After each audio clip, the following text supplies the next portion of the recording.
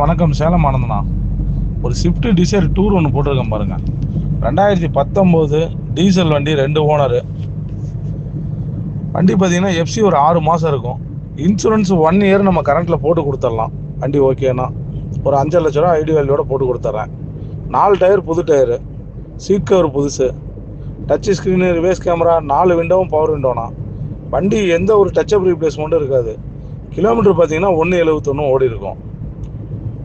வண்டி ஒரிஜினாலிட்டியாக இருக்கணும். ஐடியா இருக்கீங்க மட்டும் கூப்பிடுங்க. வண்டி ஷேர் லொக்கேஷனில் பார்க்கலாம்.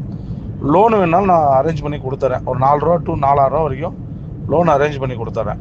ஐடியா இருக்கீங்க மட்டும் கூப்பிடுங்க. வண்டி சேலத்தில் பார்க்கலாம்.